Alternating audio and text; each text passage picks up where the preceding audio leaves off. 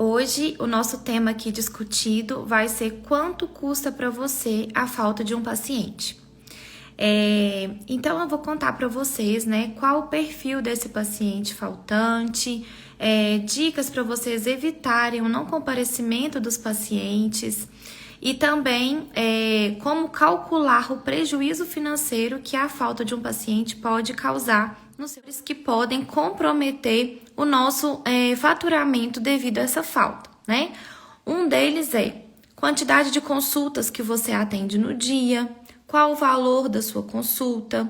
Existe também uma taxa de falta, né? Uma taxa de não comparecimento de acordo com as especialidades. Então, não sei se vocês sabem, mas tem algumas especialidades que têm uma taxa maior de absenteísmo do paciente em relação a outras.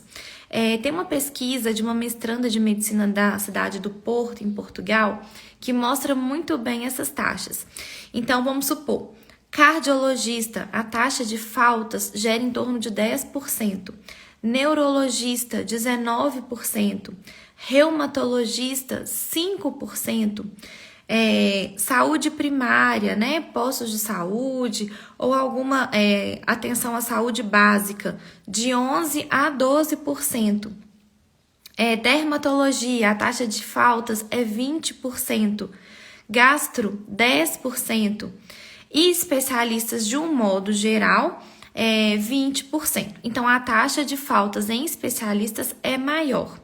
Isso vai depender muito de como o paciente ele se vê, como ele lida com a doença, qual o grau de informação que ele tem sobre o diagnóstico dele, a dor que ele sente. Então, vamos supor, os pacientes de reumato que têm uma menor taxa de faltas, eles provavelmente procuram mais o seu profissional de saúde porque eles sentem dores, né? Então, isso precisa ser resolvido logo, de acordo com o conhecimento dele. E outras especialidades que não têm tanta gravidade, eles adiam mais essas consultas.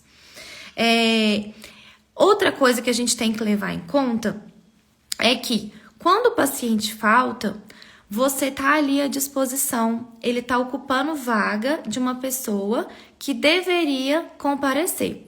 Então, é importante reduzir essa taxa de faltas para a gente não ter prejuízo no consultório. Tem toda uma estrutura esperando esse paciente, né?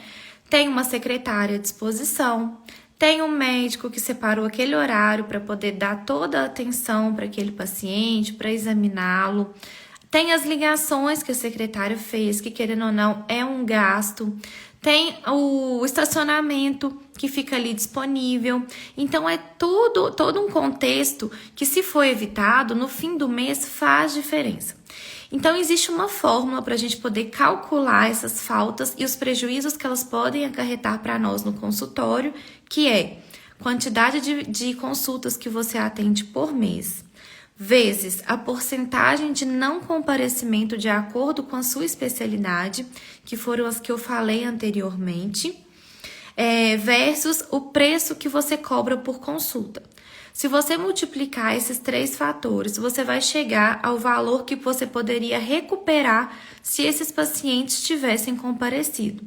Então, gente, esse valor, eu calculei o meu, pode chegar a R$ 2.500 mensais que você perde por causa de falta de pacientes.